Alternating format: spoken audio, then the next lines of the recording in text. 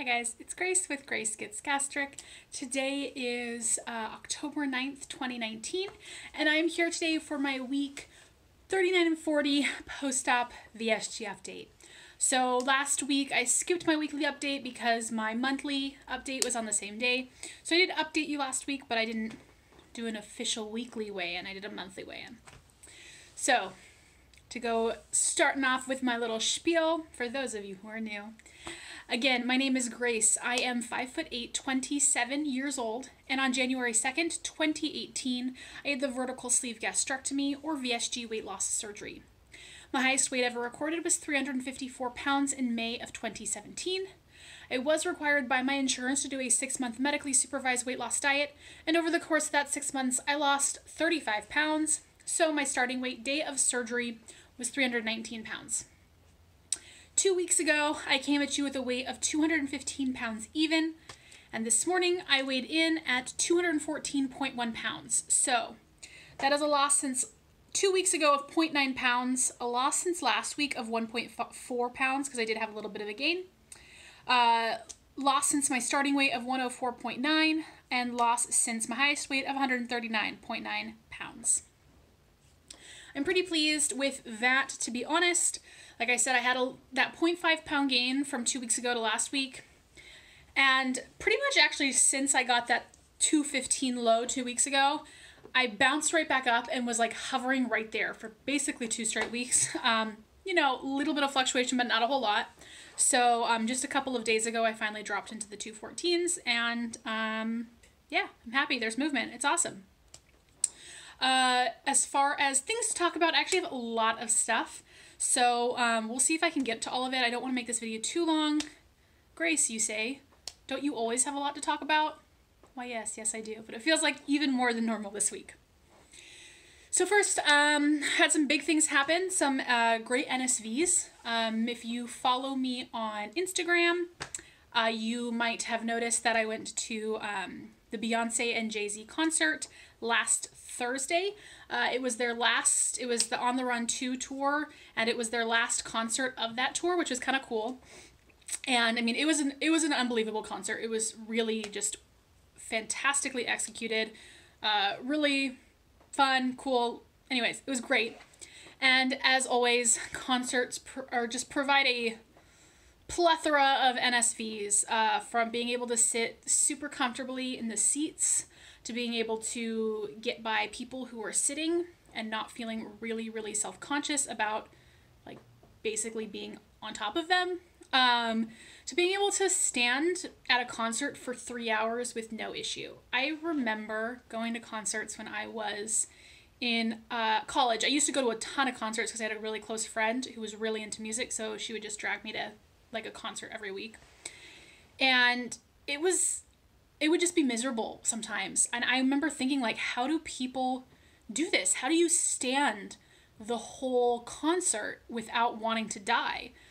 And it did not compute, because it had never been something that I could experience, being obese my entire life. And so going to a concert, and I'm still technically obese. I'm like obese class 1. I'm like the lowest obese you can be, and still be able to stand for, I mean, we were literally standing at least for 3 hours. And then after the concert ended, we couldn't get a lift in our area. And so we ended up having to walk like 25-30 minutes to our car after standing for 3 hours. And it was not a problem. It was totally fine. And that just never would have happened 100 pounds ago. Another NSV is that to celebrate my losing 100 pounds, my stepmom offered to take me on kind of a shopping trip. I kind of resisted, but she strong-armed me into it, and truth be told, I need stuff. And so we went on a shopping trip last Sunday, so a couple days ago, and shopped for like 4 hours, wasn't tired, got a bunch of cute stuff. Trying on things wasn't a huge hassle. I actually filmed a haul video that I'm going to post in a couple of days. I'm still editing. And I talk more about the trip then, but just that whole experience was just such an NSV. Yeah. And I still don't like shopping that much, but it was so much better than it used to be. I also think I mentioned last week that I'm starting the Couch to 5K program. So I did the first week of that. I actually started on week 2 just because I have been doing cardio for like 6 months now. So I thought I would start a little bit, you know, a little bit farther along. So I started on week 2, finished week 2. I did week 3, day 1 this morning. And it's been going well. I've decided to do twice a week at the gym and then once a week outdoors. So I did an outdoor run on Sunday and it was miserable. I hated it so hard. I was breathing real hard. But you know, I did it and that's what matters and I'm going to keep doing it. And then this is not an NSV, but just something that I noticed, and I have to assume it's weight loss related because for the first time in my entire life, I am experiencing dry skin. So like my knees are kind of dry to the point where I need to put lotion on. I've never put lotion on ever. I mean, like I've done it before, but it has never been part of my routine at any point in my life. I've just had very well moisturized skin and I don't like the feeling of lotion on me and I've never needed it, so I just didn't bother. But my knees are dry. It's weird. And I'm assuming just like my skin has gone crazy. I've mentioned before that my face has broken out more frequently than it normally does, and has had some issues as well with like patchiness and dry patches. And I do think, I mean, I've never had perfect skin, but I do think the increase in issues is due to the fact that maybe my hormones are going a little bit weird with the weight loss, but something to do with the weight loss. I'm blaming it. Or I guess maybe just going into my 27th year. I don't know. Mind stuff. That is kind of the big thing to talk about, I guess. So I've mentioned before, I'm going to therapy. I cannot recommend it enough, honestly. I started going about a month post-op, so it's been about 8 months now. And I feel like we're really in this last month just starting to kind of get into it. I've also mentioned before, I don't think my therapist is the best fit for me, but I think she's an okay fit. And like personally, I'm getting more out of it than, even if she's not ideal, like if she's not the best I could be getting, I'm not willing to put in the extra effort it would take to find a new therapist. I don't have that in me right now.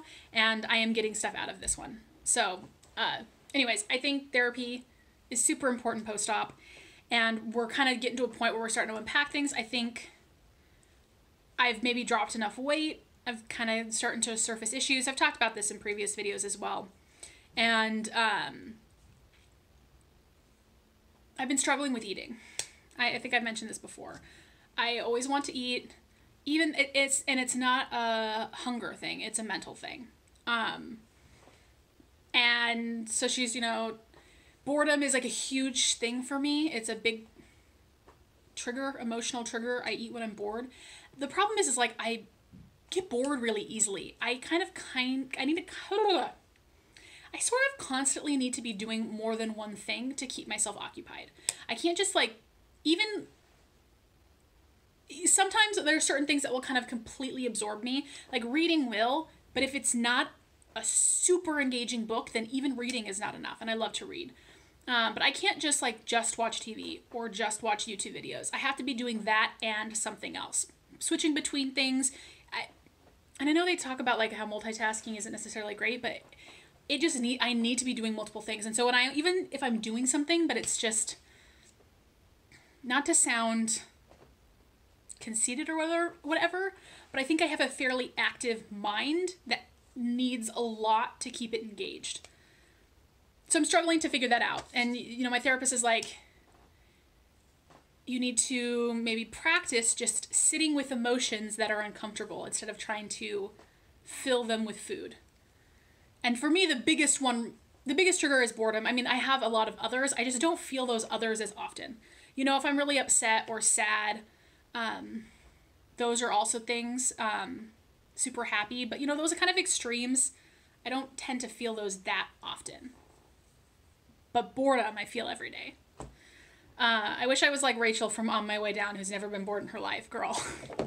Give me some of whatever you're on to make me not be bored.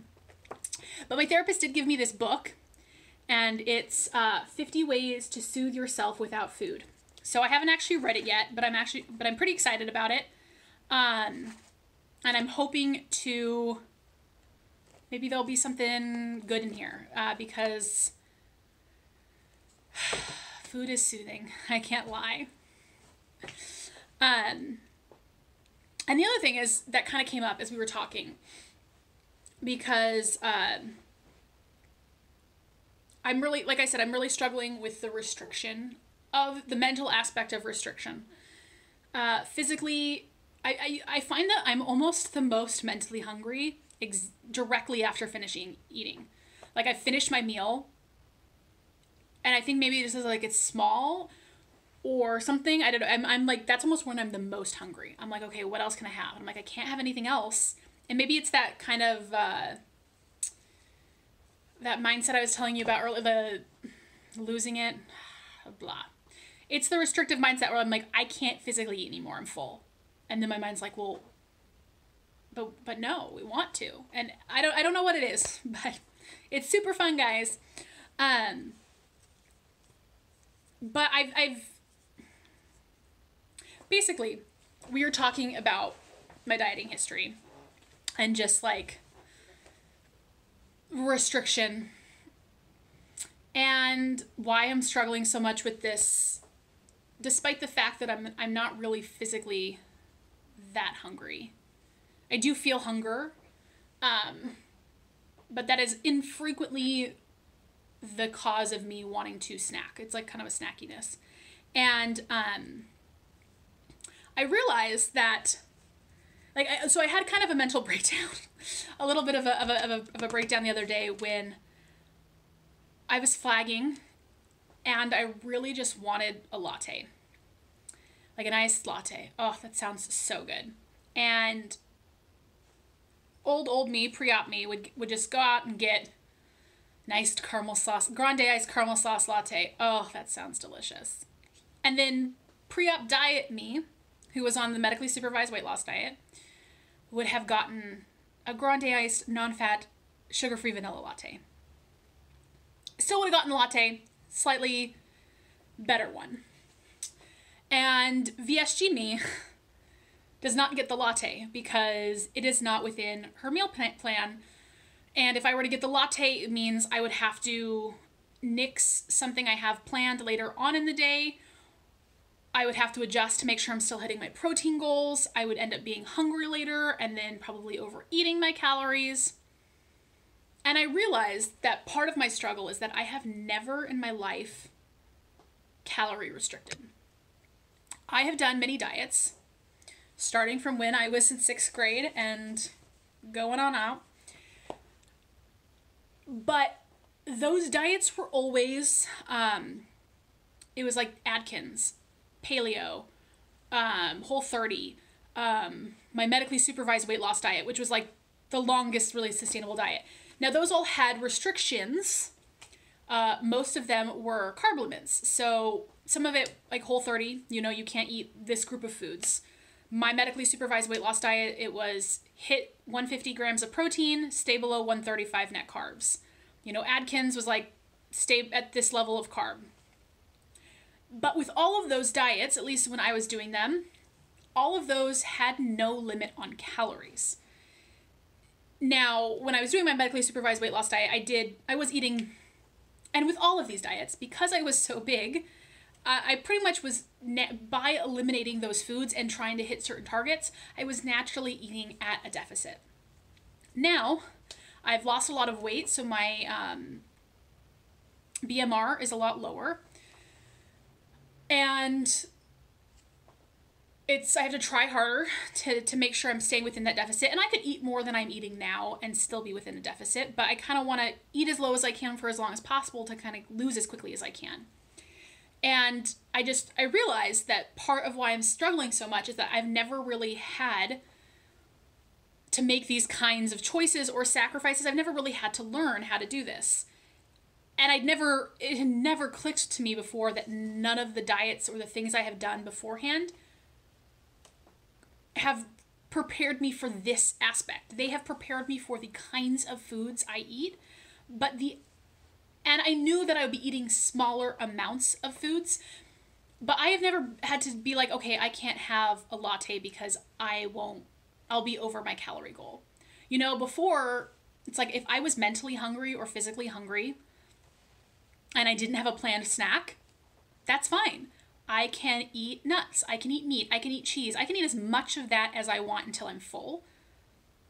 Because calories weren't what I was tracking. I was tracking specific macronutrients, I guess, if that makes sense.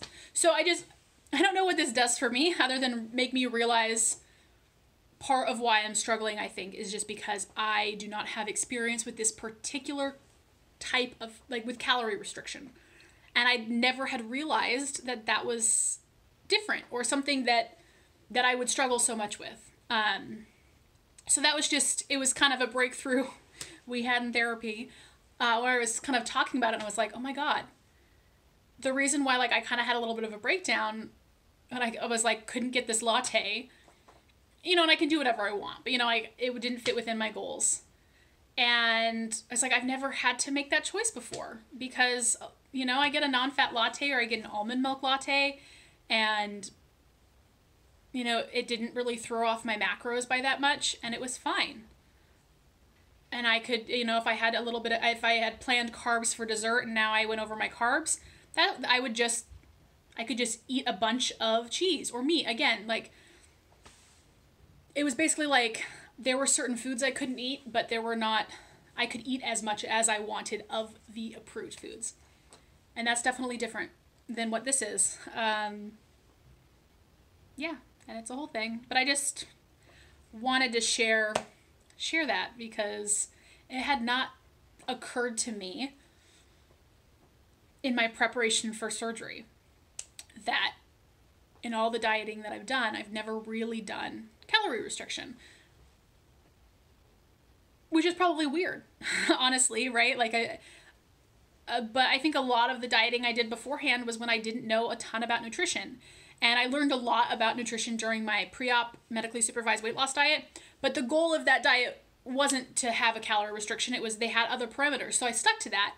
But, and I learned a lot about kind of what nutrition is, but I never really thought, I'm all over the place. But I mean, I was aware of what my calories were and kind of the deficit I was sitting at.